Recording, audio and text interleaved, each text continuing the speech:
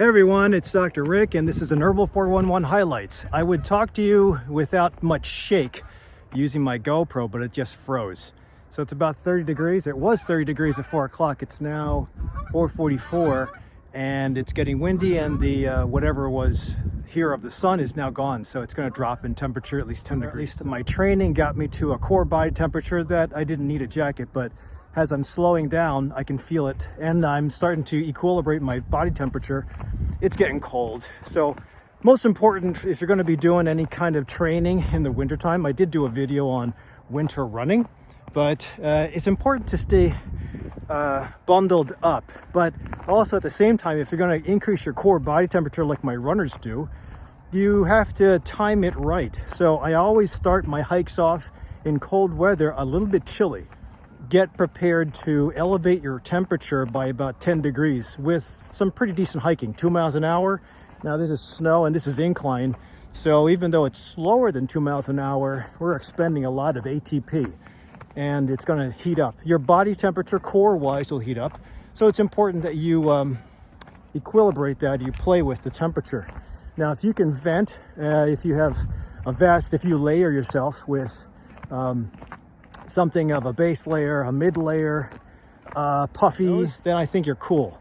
That way you can take off layers as you go. But if you just have one big parka, you won't be able to take that off and you'll end up sweating.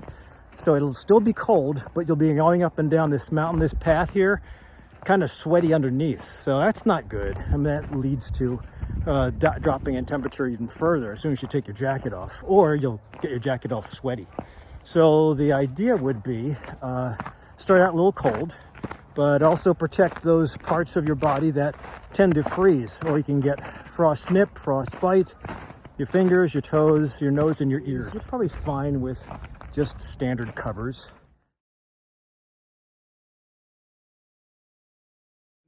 The incline here is kind of gentle, except for the south wall, which is here. So I'm going to try to go down here with my Yaks tracks. So let me show you these. Yaks tracks are something that you can just slip on and they go around your boot.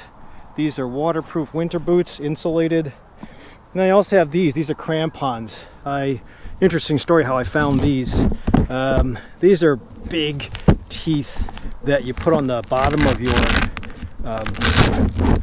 here you go, there's a bite. So those teeth go on the bottom of your boots, and you can be on ice. I actually ice climb with these, and that's the kind of traction you have. So if you're only talking about 1 inch to 2 inches of ice, you'll probably tear up the concrete. So, and you'll get stuck. So for this, I probably should put them on, but I'm talking. So I'm going to try to choose. So some of this is going to be slippery just because it's colder now, and the part where people just smoothed it out will start to freeze. Over here you have slush and scree, so I'll take the slush and scree because I can always get a little bit of traction with the Yaks tracks, and I can also bite in heel first into the ground. So those of you who have gone on my excursions locally, that's the way I usually take it, is sidestep, dig into the ground, because your foot going into the ground sideways will give you more traction, more of a footprint, I guess, into the ground that's larger than just your heel, if you can imagine that. So if you just go straight down, heel first, your heel will go down and you'll essentially be pressing in about this much. If you go sideways, you have the side of your foot to kind of take a dent. And the way I would do it is I would try to dig in deep and then go down, dig in deep, go down like that. So if the snow is soft enough, you can bury your foot a little bit and get a little bit of a ledge. From rock climbing, when you just have a small toe hold or a finger hold, it's really tiny to get used to balancing on that little edge. So it takes some getting used to, but this is the way you can take advantage of snow and continued training. Snow just fell in the last 2 days, and there's been a ton of people doing the toboggan run. That hill over there, the north hill, is the toboggan run. So they fence it off and I saw a lot of inner tubes going down, pretty cool. However, from everybody trampling up and down the snow, it's not that thick. If it snows again, especially if there's going to be freezing temperature and a little bit of traffic, you'll turn this into slush. Overnight, the slush will ice over, and that's going to be slippery. So you'll have a blanket of snow covering what could be black ice. So be careful. Even the parking lot could be an issue. So the idea is you get out every once in a while, you continue training, and hopefully when the good weather comes up, when the good weather comes up, you don't have to begin at that point in time. You can get your VO2 max, your lactic acid tolerance going right now. And I think that's important because everybody's gained weight from COVID, well, most people, because it's just been difficult to find places or find your new equilibrium as far as exercise. Most of my runners are used to going solo, are used to outside. Masking or not masking, it's not the law, it's not suggested, but I'd still mask anyway. The problem is masking gives you a sense of restricted breathing, and if you're not used to that, I'm used to that. I wear a restrictive mask when I exercise, kind of like HIIT training, HIIT, high intensity interval training. But if you're not used to that, it can be very suffocating. And if you have anxiety, not a good mixture. So I'd say get used to it. I think it makes my hikers, especially getting to 14,000 feet, tolerate as much stress as possible so that they can make it to the biggest challenge.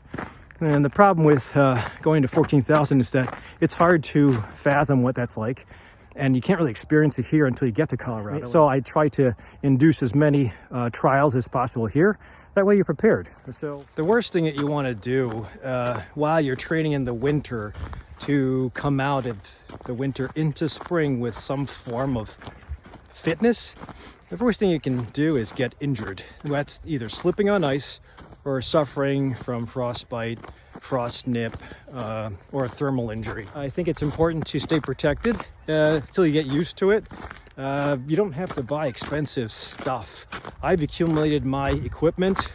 Usually it's the end of the season sales at REI. When I first started out, I just put 3 layers of jeans on. Outer layer gets soaked, 2 layers of socks. I've even climbed the Grand Canyon, or climbed down the Grand Canyon, with Target bags, plastic bags around my feet. They're actually around my crampons because I was expecting to hike with the weather forecast showing good weather. I was expecting to hike in good weather, but there was a snowstorm and I decided to still go down. They're closing, so usually the park closes an hour after sunset and it's getting way too cold. So again, don't let the threat of cold or the idea of cold keep you from training.